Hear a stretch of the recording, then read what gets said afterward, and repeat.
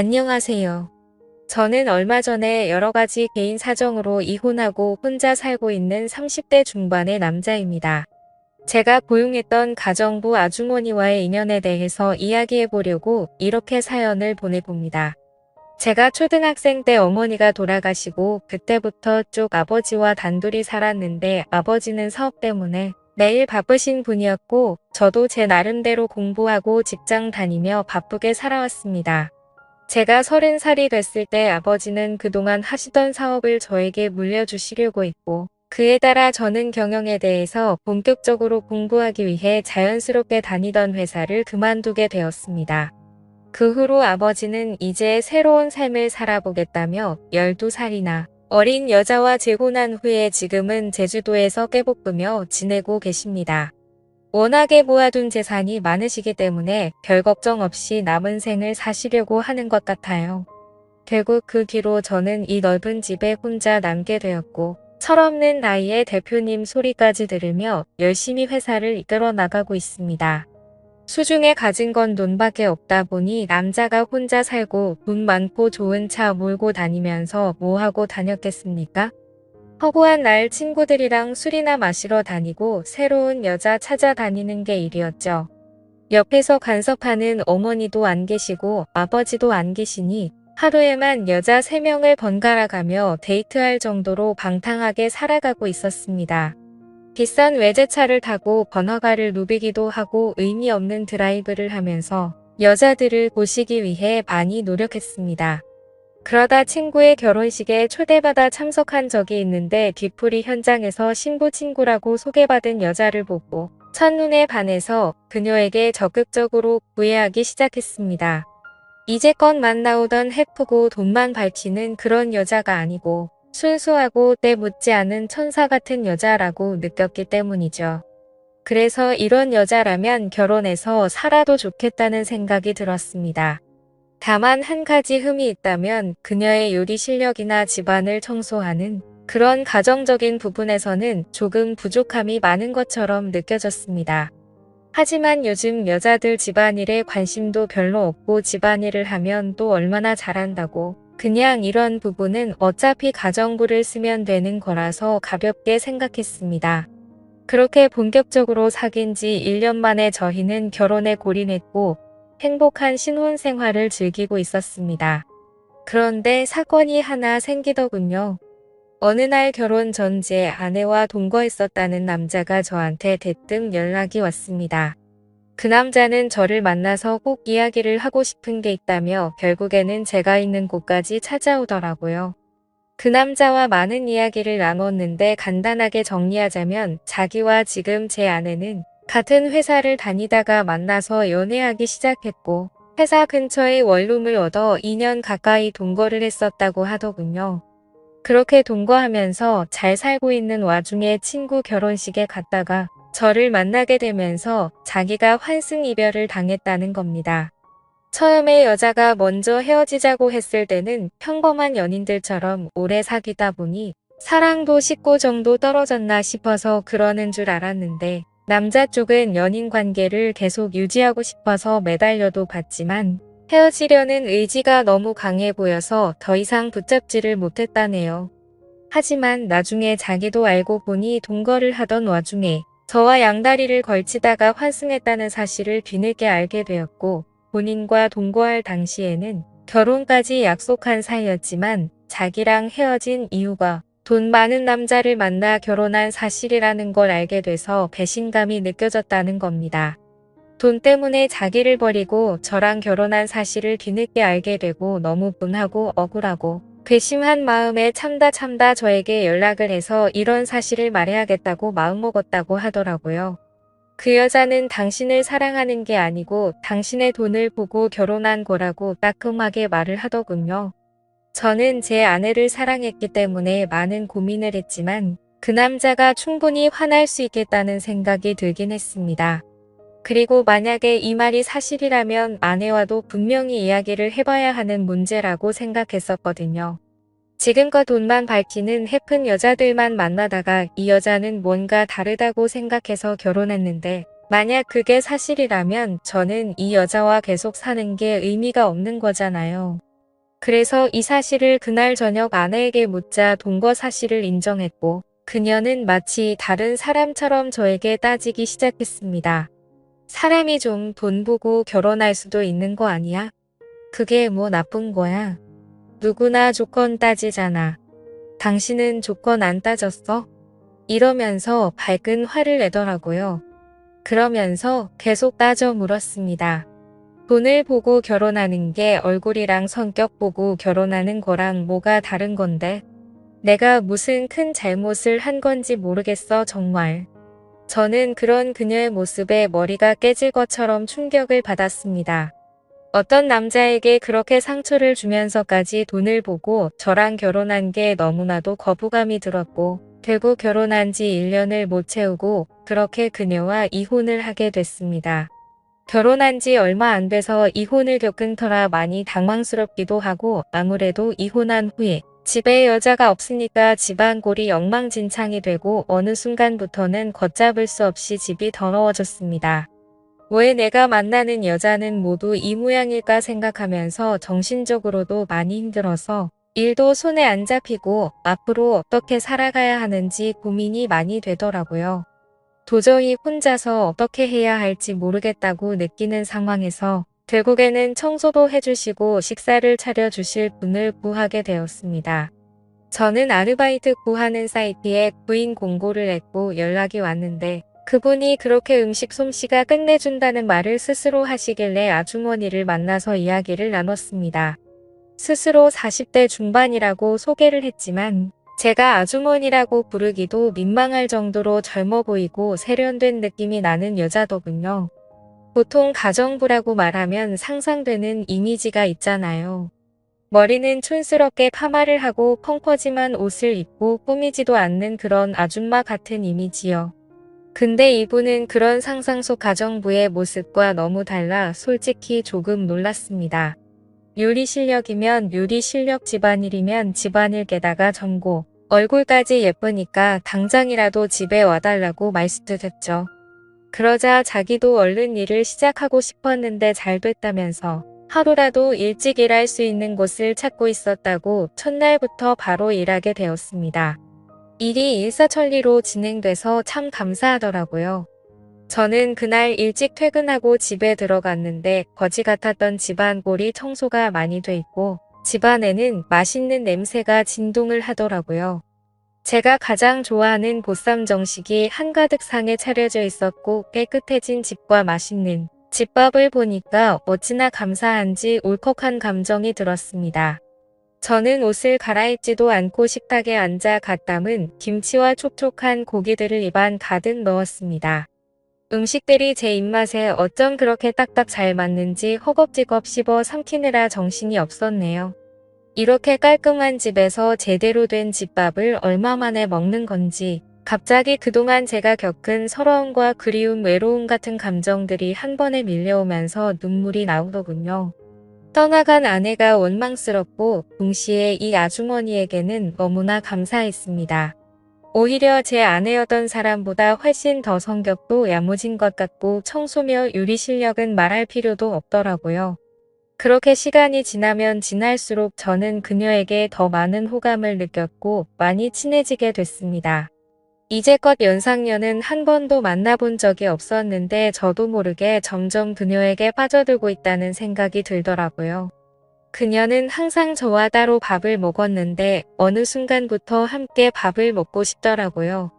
그래서 조심스럽게 아주머니에게 말했습니다. 오늘부터 아주머니도 저랑 같이 식사하세요. 아니에요. 제가 일하는 사람인데 어떻게 사장님하고 겸상을 해요. 신경 써주신 건 감사하지만 그녀는 깜짝 놀라며 저와 함께 밥을 먹지 않으려고 사양하더라고요. 그래서 다시 한번 진심으로 부탁했습니다. 저도 혼자 먹는 것보단 같이 먹는 게 밥맛도 더 좋고요. 옆에 사람이 있어 본지 오래돼서 옆에 앉아있는 것만으로도 저는 충분히 좋으니까 저희 집에서 일하는 동안은 편하게 이야기 나누면서 같이 식사하도록 해요. 네. 그러자 아주머니도 수줍게 대답하시더라고요. 네, 사장님. 챙겨주셔서 감사합니다. 그녀는 외모뿐만 아니라 인성도 정말 곱고 아름다운 분이라는 게 느껴졌습니다. 아무리 일로 엮여있는 관계라고 하지만 저를 많이 배려해주고 모든 면에서 양보해주더라고요. 그녀와 함께 밥을 먹으며 음식들이 어쩌면 이렇게 일품일 수 있냐고 기법을 물어봤더니 아주머니는 웃으면서 자신감을 가지고 하면 된다고 애매하게 말씀했습니다. 저는 그 모습조차도 멋있어 보이고 내일은 어떤 음식을 먹을 수 있을까 기대하면서 잠이 들었습니다. 오죽했으면 밥을 먹기 위해서 빨리 퇴근하고 집에 가고 싶다는 생각을 하겠습니까? 마누라랑 살 때에도 이렇지는 않았는데 요리 잘하는 사람과 함께 산다는 게 얼마나 축복인지 모릅니다. 제가 어릴 적부터 엄마의 정을 모르고 살아왔는데 이런 게 엄마의 품일지도 모르겠다는 생각까지 했네요. 게다가 그녀는 살림은 어찌나 잘하는지 옷에서는 항상 좋은 섬유유연제 향기가 나고 바닥에는 먼지가 하나도 없었으며 모든 물건들이 가지런히 정리되어 있었습니다. 그런 아주머니에게 항상 보너스 차원으로 돈을 더 넣어주며 앞으로도 잘 부탁드린다고 말했죠. 그날은 주말이었는데 저는 딱히 갈 데도 없고 비가 너무 많이 와서 온종일 집에서 컴퓨터 게임이나 하고 드라마를 몰아서 보고 있었는데 노크 소리가 들려서 나가보니 아주머니가 오셨더라고요. 아주머니가 조심스럽게 문을 열고 들어오는데 비 오는데도 장보고 오느라 옷이 다 비에 젖었다면서 당황스러워하는 표정이 역력했습니다. 저는 감기 걸리겠다면서 제가 가지고 있던 제 아내의 옷을 줬어요. 아주머니가 평소에 잘 입지 않는 스타일의 짧은 치마와 흰 티셔츠였는데 그 옷을 입고 나온 아주머니를 보면서 나이가 정말 40대가 맞나 싶을 정도로 젊게 느껴졌습니다. 그 모습이 한창 물오른 30대 초반의 미씨 아줌마와 견주어도 빠지지 않을 피부와 몸매에 저도 모르게 빠져들고 말았습니다. 피부는 하얗고 잡티가 하나도 없었으며 항상 생글생글 웃는 표정에 제 아내의 옷을 입어서 그런지 제 아내의 모습과도 비교가 많이 되더라고요. 당연히 제 아내보다 이 아주머니가 훨씬 더 외적으로는 아름다웠지만요. 그녀는 곧장 주방으로 가서 일을 시작하더니 저에게 말했습니다. 식사 전까지 시장하실까봐 간식으로 감자전 만들 거니까 이거랑 막걸리 한잔 하시면서 좀 쉬고 계세요. 금방 해드릴게요. 저는 너무 좋아서 연신 고맙다고 인사하고 드라마 보면서 감자전과 막걸리를 즐겼습니다. 어쩜 이렇게 노릇노릇하게 잘 구웠는지 허기진 타이밍에 만들어주는 것까지 정말 완벽하더라고요. 제가 특히 좋아하는 감자전은 속은 쫀득하고 가장자리는 얇고 바삭하게 구운 건데 그마저도 완벽해서 또 한 번 감동이 밀려왔습니다. 그렇게 한 잔 두 잔 걸치다가 맛있는 냄새가 나서 주방으로 가봤더니 아주머니는 닭볶음탕을 하고 있었습니다. 분주한 주방을 기웃거리며 음식에 관심을 가지자 아주머니는 웃으며 잠시만 기다리라고 하면서 제 어깨를 주물러줬습니다. 그 모습이 마치 부부 같더군요. 저는 이 순간이 참으로 행복했습니다. 저는 가끔씩 깨끗하게 청소가 되고 음식 냄새가 진동하는 이곳이 과연 내 집이 맞나 하는 생각이 들곤 합니다. 이혼한 후로 술에 빠져서 엉망으로 살았는데 이 여자가 오고 난 뒤로 모든 게 달라졌거든요. 그렇게 혼자 생각에 빠져 있을 때쯤에 닭볶음탕이 완성됐고 저는 밥을 먹으며 아주머니와 계속해서 막걸리를 걸쳤습니다.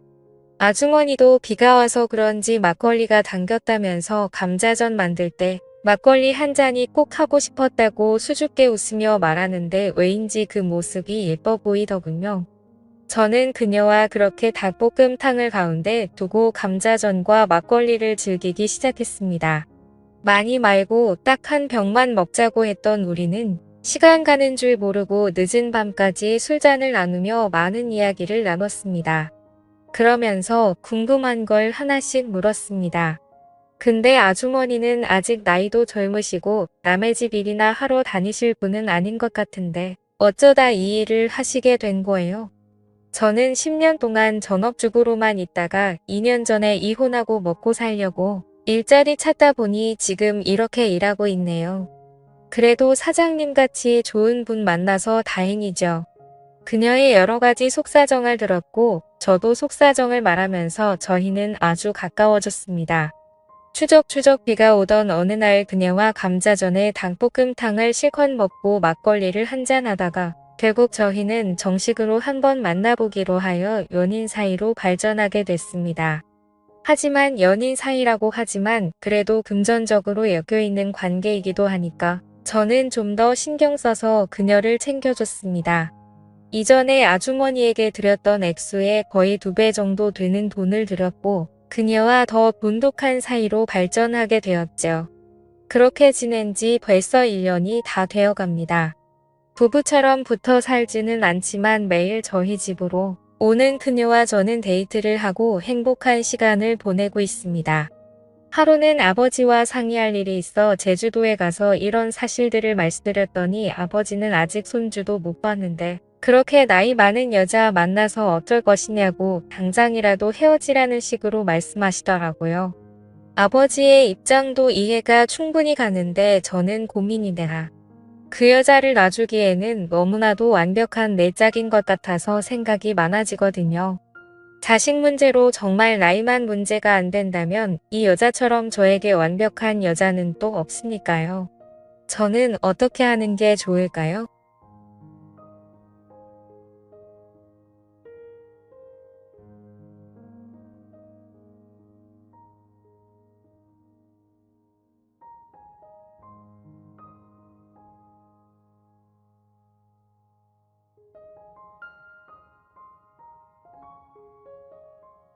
안녕하세요.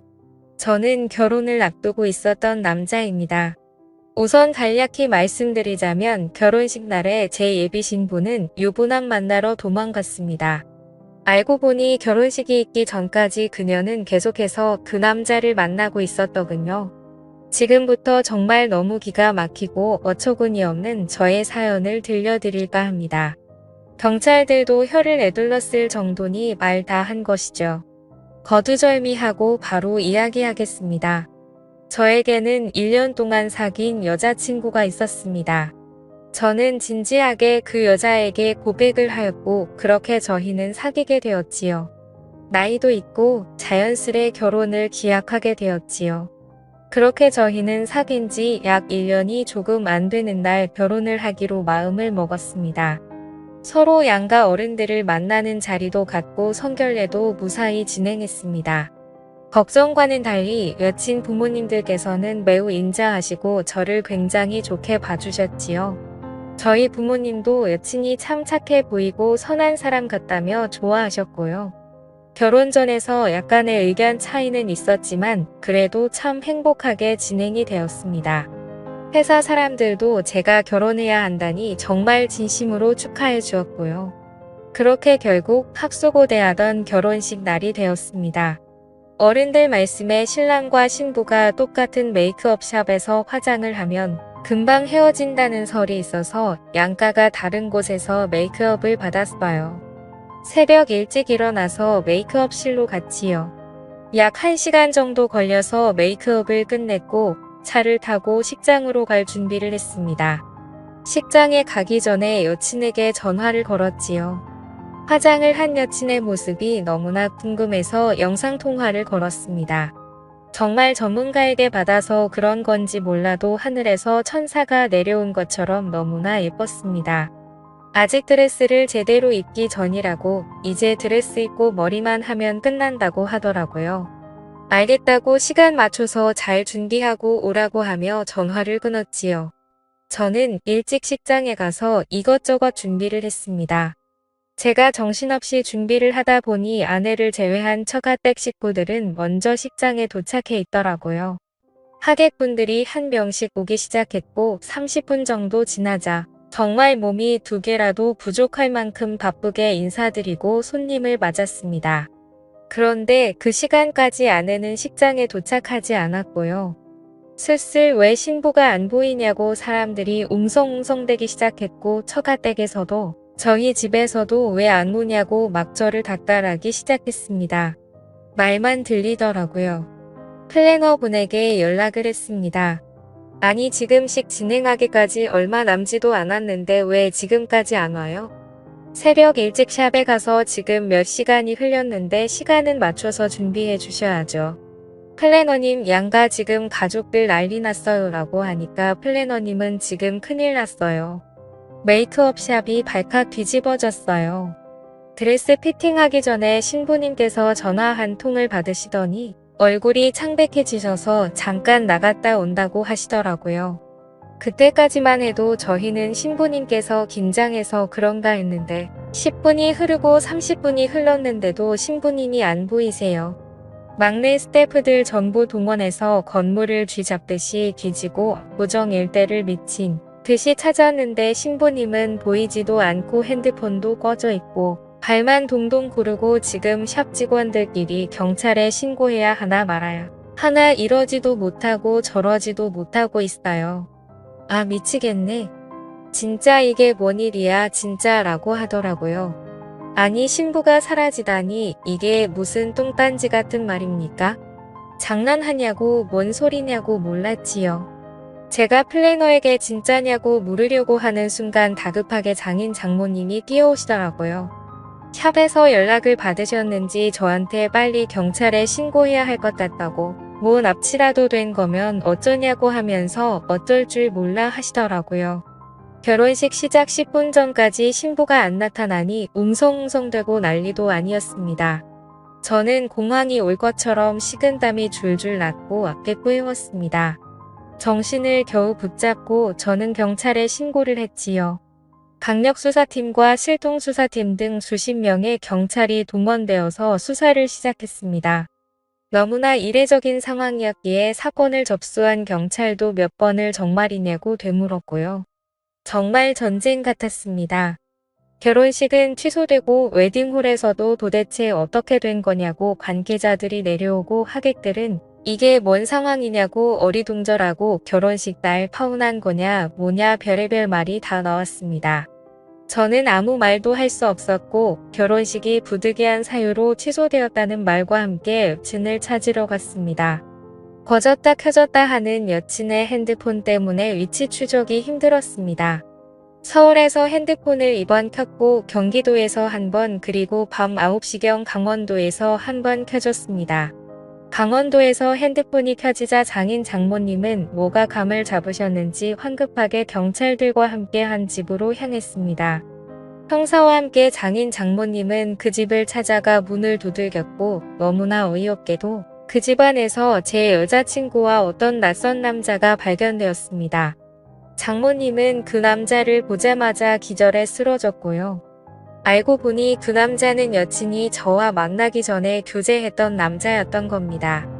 여친은 유부남과 몰래 만나왔고 그 남자와 제 여친은 아주 깊고 진한 사이로까지 발전했다네요. 제 여친과 함께 살기로 마음먹은 유부남은 본래 아내와 이혼을 하고 제 여친에게 갔답니다. 아이가 둘 달린 유부남과 제 여친이 사랑에 빠진 거죠. 여친이 그 남자랑 결혼하겠다고 난리를 치고 장인 장모님은 아이 달린 유부남은 절대 안 된다고 못 받으시고 그 남자를 잊기 위해 이 남자 저 남자 소개팅을 받은 거고 그 중에 걸린 놈이 저였네요. 제 여친과 다른 남자와 결혼한다는 소식을 알게 된 그 유부남이 결혼 당일 메이크업 샵에서 화장을 받고 있는 제 여친에게 전화를 걸어서 자기 인생 끝낼 거라고 너 믿고 이혼까지 했는데 나는 더 이상 잃을 게 없다고 하면서 헛소리를 짓거렸나 보더군요. 깜짝 놀란 여친은 결혼이고 뭐고 다 뿌리치고 그 남자한테 달려간 거였고요. 이거 완전 정신 나간 여자 아닙니까? 이 말도 안 되는 이야기가 저에게 일어났습니다. 정말로요. 그냥 너무너무 진짜 너무나 어이가 없어서 눈물도 안 나고 헛웃음만 나더라고요. 청첩장까지 다 돌리고 회사 사람들 부모님 지인들까지 결혼한다고 온 동네방네 소문을 냈는데 정말 이게 무슨 일인지 감이 안 잡히고 미쳐버릴 뻔했습니다. 경찰에 출입하는 기자에게까지 이 소식이 들어가 취재하겠다고 난리치고 뭐 진짜 말 그대로 개막장이었습니다.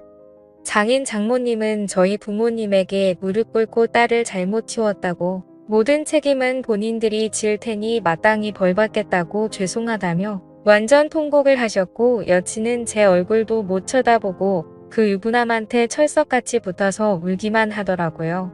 악마의 눈물. 여친이 흘리는 눈물은 악마의 눈물이었습니다. 본인의 이기적인 마음 때문에 수십 명 아니 수백 명에게 피해를 끼치고 결과적으로는 제 인생까지 흔들어 놓았네요. 저는 절대 그냥 넘어가지 않겠다고 했습니다. 결혼식 전에 오신 하객들과 아내가 결혼식에 나타나지 않았던 이유를 모두 공지하였습니다. 아내가 유부남과 바람나서 도망갔다고요. 그리고 저는 아내를 고소했습니다. 제가 받은 정신적, 육체적 피해에 대한 보상을 받아야겠다고 생각이 들었거든요. 이거라도 안 하면 도저히 숨을 쉬고 살 수가 없었기 때문입니다. 제가 도저히 감당할 수 없는 사건이었기에 3일 내내 잠 한숨 못 자다 결국 마음의 병이 크게 생겼습니다. 심지어 헛것이 보일 정도로 엄청난 후유증을 겪었습니다. 다행히 심리치료와 정신과적인 치료를 하며 지금 많이 좋아진 상태입니다. 여친하니 그 이기적인 사람은 수백 명을 곤란하게 만들고 희대의 사랑에 빠진 척 혼자 드라마 찍은 그 쓰레기 같은 저 여자친구는 그날 이후 정신이 완전히 나갔다고 하네요. 약간 삐또가 나간 그런 사람의 희대의 사랑. 그놈의 유부남과 함께한 사랑이 한심스럽기 짝이 없습니다. 본인이 자초해서 본인 인생을 멸망으로 끌어냈다고 생각이 드네요. 저는 지금 잠깐 회사를 쉬고 상처받은 마음을 치유하며 살고 있습니다. 마음은 한결 편하네요. 이 글을 읽으시면 제 지인분들은 제가 누군지 눈치채실 텐데 그냥 모른 척하고 넘어가 주세요. 그냥 이 녀석이 인터넷에서 글 쓰면서 감정 털어내는구나 하고 생각해 주셨으면 좋겠습니다. 그럼 글 여기서 줄이겠습니다. 읽어주셔서 감사합니다.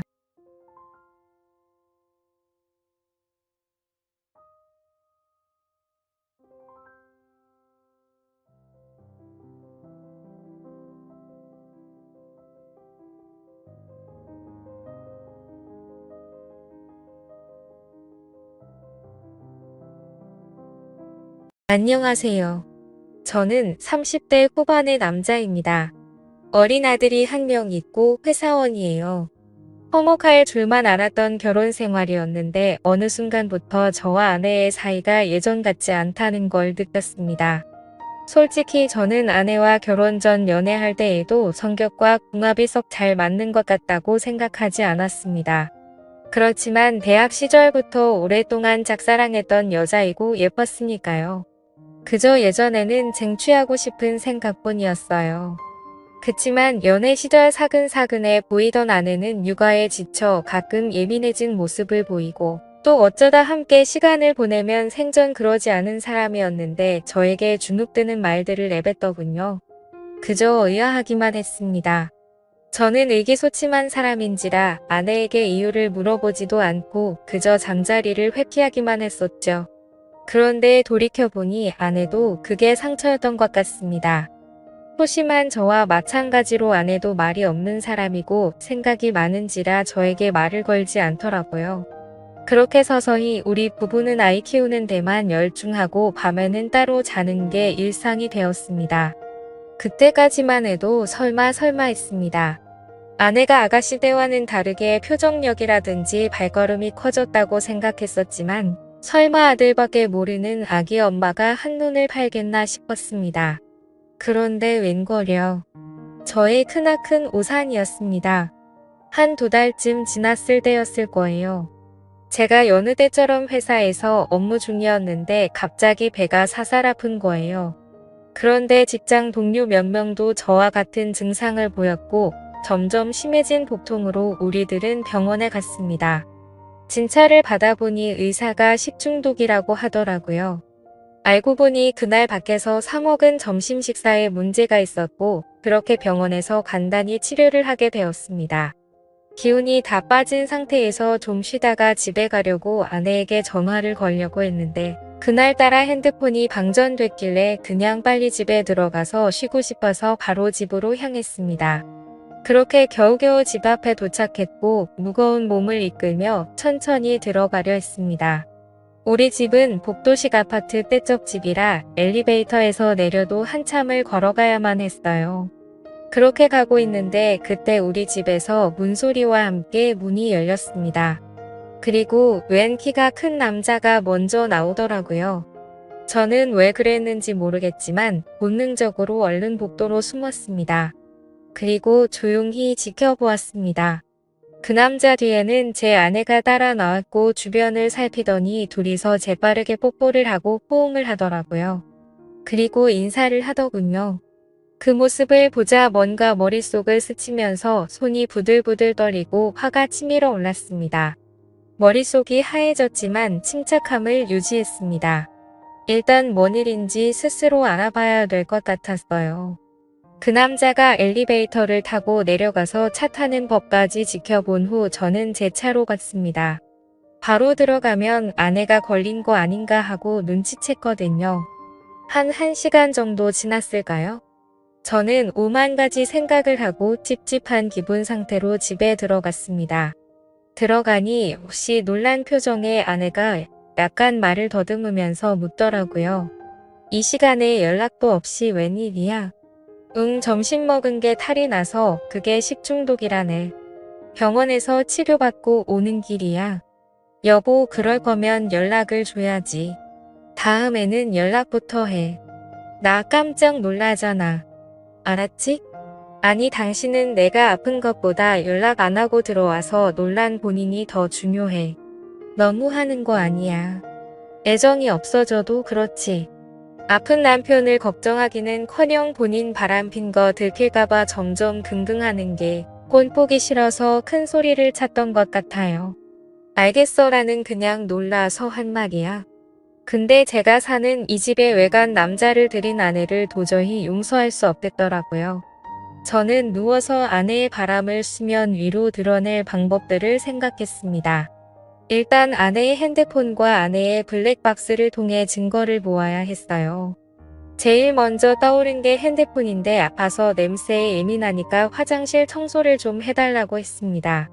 아내는 평소 같으면 표정이 안 좋았을 텐데 아까 저에게 좀 미안했는지 바로 알았다고 하더군요. 아내가 화장실 청소를 하는 사이 저는 얼른 아내의 핸드폰을 열어보았습니다. 보니까 비밀번호로 잠겨 있더라고요. 순간 멍해졌지만 아이 생일을 입력하니 바로 되더군요. 허술하게 잠금해 놓은 덕분에 저는 적나라 한 아내의 일탈을 엿볼 수 있었습니다. 대화창을 열어보았는데 아주 가관도 아니더군요. 아까 그 남자와 나눈 대화에서 저급한 내용들이 너저분히 있었고 제 아내가 맞나 싶을 정도였어요. 이건 뭐 대화 내용과 관심사가 오로지 그것에 관한 것뿐이더군요. 그리고 얼마나 만족한 남자인지 아내가 그 칭찬을 자꾸 했더라고요. 순간 더 화가 났습니다. 그런데 충격은 거기서 그치지 않았네요. 보니까 10살이나 어린 20대 남자와의 대화 내용도 있는 거였습니다. 2명의 남자를 만나고 다니는 거였네요. 그리고 그 어린 남자와도 은밀한 대화를 나눈 게 보였는데 심지어는 사진까지 주고받은 거였습니다. 또 다시 손이 바들바들 떨렸어요. 그리고 그 어린 남자의 사진도 보았는데 나이만 어렸지. 아주 저와 비교했을 때 제가 기가 죽을 정도로 체격이 커 보이더군요. 일단 모든 걸 사진으로 증거를 남긴 후 모른 척하고 누웠습니다. 다음 날에는 퇴근하자마자 아내의 자동차 안의 블랙박스도 확인해 보았어요. 보니까 두 남자와 자주 만나는 시간대 그리고 자주 가는 장소들을 알 수 있겠더라고요. 어느 평일 점심시간 저는 회사 점심시간에 조금 일찍 나와서 집 앞 주차장에서 몰래 대기를 하고 있었어요. 얼마 지나지 않아 제 예상과 맞게 아내가 차를 타러 나왔습니다. 다른 남자 만나러 갈 때 설레어 보이는 아내를 보니 비참함이 몰려왔습니다. 그렇게 몰래 뒤따라갔고 아내가 마침 한 오피스텔로 들어가더군요. 얼른 따라 들어갔고 아내가 엘리베이터에서 몇 층에 내리는지 몰래 지켜봤습니다. 6층이더군요. 조금 뒤 올라갔는데 호수가 많아서 어디로 들어갔는지 알 수가 없더라고요. 그런데 현관 밖으로부터 아내의 목소리가 들리는 곳이 있더군요. 어디라고 말하지 않아도 금세 알 수 있었네요. 신발 소리가 들리지 않게 조심조심 그곳 앞에 섰습니다. 문 앞에 갔을 땐 방금 전까지 하하호호 웃던 아내와 외간 남자의 목소리가 조용해지더니 잠시 뒤 아주 난리도 그런 난리가 아닌 듯한 더러운 소리가 들려왔어요. 아내한테서 한 번도 들을 수 없던 것인데 아내는 그렇게 행복했나 봅니다. 그런 아내의 모습을 보니 저는 더욱 아내를 놓아줘야겠다고 생각이 들더라고요. 그리고는 씁쓸한 마음으로 녹음을 했습니다. 그리고 저는 도저히 그곳에 있기가 힘들어서 자리를 박차고 나와버렸습니다. 조용히 차에 들어가서 녹음을 재생해보고 아내의 소리를 다시 듣는데 너무 비참해서 눈물이 나더라고요. 그렇게 집에 와서 조용히 증거물들을 정리해놓고 이혼 서류도 준비했습니다. 잠시 뒤 불륜을 저지른 아내가 들어오더니 또 일찍 집에 온 저를 보고 소스라치게 놀라더군요. 또 왜 이렇게 일찍 왔어? 저는 말 없이 자료들을 아내에게 보여줬습니다. 실컷 즐기고 살아. 아이는 내가 데리고 살 거야. 너는 지금 뭐에 홀린 사람 같아서 불안해. 아이 못 키우게 할 거야. 아내는 당황한 나머지 아무 말도 하지 못하더군요. 잠시 뒤, 여보 내가 잘못했어. 그냥 호기심에 한 번 그런 거야. 한 번만 기회를 줘요. 우리 아이 없이 내가 어떻게 살아. 난 이미 마음 먹었고 정리될 때까지 당분간 떨어져 있자. 그렇게 저는 아내를 내쫓았습니다. 그 집도 제 자산으로 일군 거거든요. 이혼 조정 기간이 끝나고 그 집에서는 저와 아들 이렇게 둘만 지냈습니다. 그런데 안방에 갈 때마다 그 남자 생각이 나서 괴롭더라고요. 그래서 바로 집을 처분하고 새로운 지역에 가서 아들과 행복하게 살고 있습니다. 그렇게 1년이 지났네요.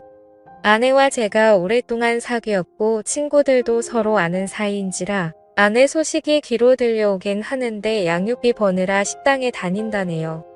그새 많이 늙었다고 하더라고요. 여태껏 제 집에서 제가 주는 용돈으로 넉넉히 생활하다가 얼른 월세 내야지. 아이 양육비 내야 되지. 그 사람도 먹고 사느라 바쁘겠죠.